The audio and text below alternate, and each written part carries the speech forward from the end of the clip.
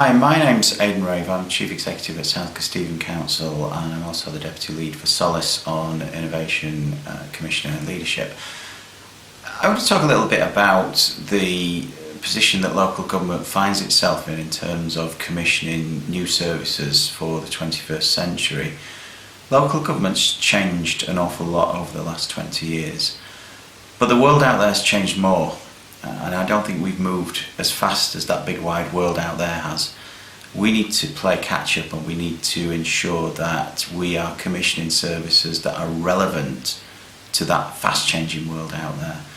And that in many ways requires us to lead, because sometimes change can be uncomfortable, sometimes change can introduce the unknown to us, and that's not always politically an easy thing to do, which is why we need bold leadership.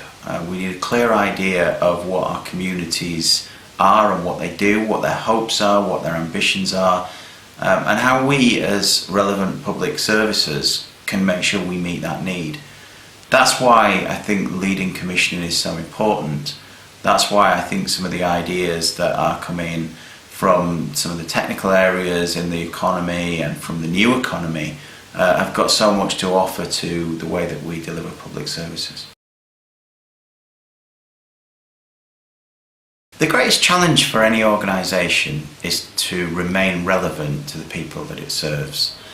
And that is as relevant to the public sector as it is to the private sector. Private sector organisation becomes irrelevant to its customers, it goes out of business. If a public sector organisation becomes irrelevant to its service users, it won't go out of business, but it'll start to lose the political sway that it's got, the relationship really that it's got with the service users, the communities that it represents. Now, we've had 10 very difficult years in local government, and as local government chief executives, austerity has proved to be a huge challenge in terms of delivering those services and remaining relevant to those communities that we work with. But you know, in some ways austerity's created opportunities for us too, because it's forced us to think differently about some of those services. So, you know, the notion of an individual over the last 10 or 20 years waiting for the next day to buy something at 8 o'clock in the evening because the shops are shut and having to wait till the next morning until they open again is now alien to us. We'd go online, we'd order it there, or the likelihood is there'd be a shop open somewhere anyway and we'd be able to go to it because those patterns have changed. That same thing hasn't happened as quickly in local government and in public services. But in some ways, austerity has given us the impetus to change because it's taken away the comfort blanket of the resources that enabled us to work in the way that we always used to work. So austerity is certainly a challenge, and I wouldn't pretend it was anything else. But I think we've also got to see it as an opportunity. We've got to see it as a stimulus to change, and to change for the better for those people that we represent. So digital transformation, there's an interesting challenge for local government. There's almost a parallel universe that exists where as individuals within local government and communities who contact local government, our expectations are actually relatively low in digital terms, and I think UK local government has got a lot of catching up to do. And yet those self-same people in their private lives happily use a whole suite and range of digital products to run their lives, from Amazon to Facebook to Twitter to all those Uber to all those kind of different products that we take for granted and use on a daily basis.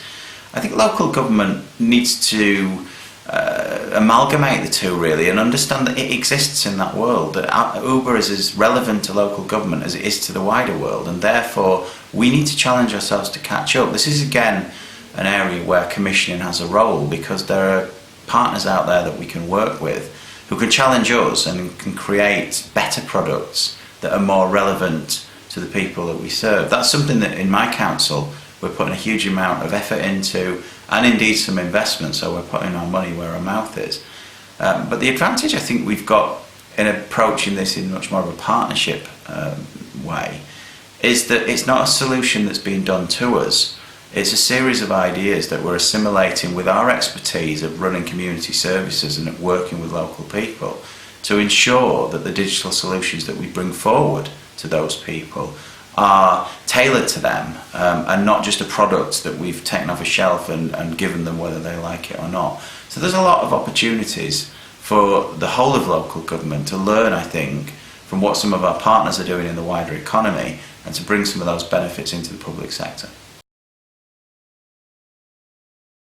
So in terms of our transformation journey in the council, we were a very traditional council in many ways, and I could see very clearly that our relevance with some of our service users, and particularly younger service users, not exclusively but particularly younger service users, wasn't where it needed to be. So we needed to challenge ourselves to up our game, and that's a difficult process, and those of you who lead organisations will know that change never comes easily. It's always hard won. There are quite often winners, and there are by definition losers in the process of change, and therefore it has to be managed carefully. So we set about understanding what we needed to do to change in the first instance by talking to the people that matter most to us. They're the people who are our residents, who effectively pay their taxes for us to be there. So we needed to understand what they wanted, what their ambition was, what their challenges were, in order that we could tailor solutions to them. We then need to understand where we were as an organisation relative to that. And that was quite uncomfortable in some ways, because we recognised that in some areas we weren't delivering relevant services to a community that had changed radically over the last 20 years or so.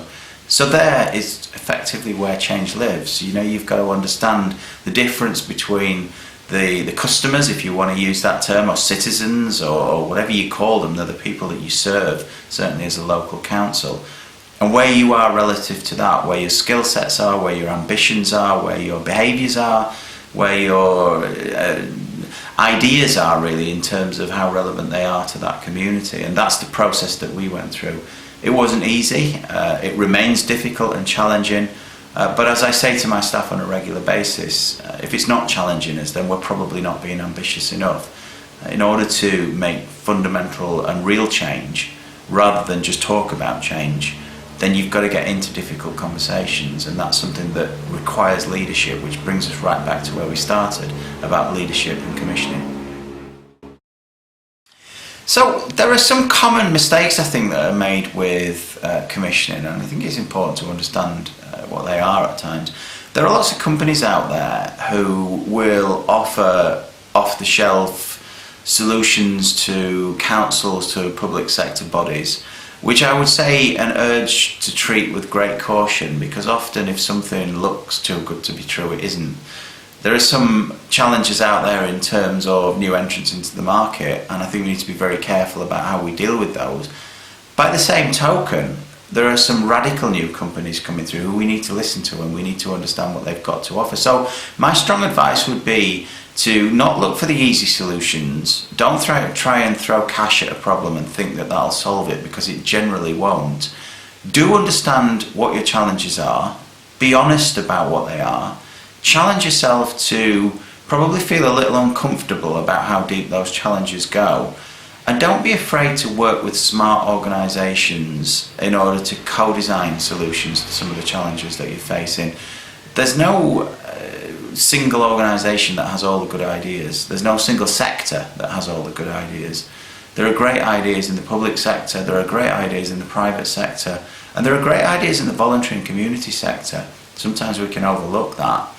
Understand that if you're working with different partners, then they're going to want different things out of it. Private sector organisations will want to make a margin out of the work that they're doing. I'd suggest you be comfortable with that, because that's why they exist and that's what they're there for. Our margin is different in the public sector. Our margin tends to come in social value, and we measure ourselves by that. But the two aren't counterproductive, and they can work together, and they can work together very well.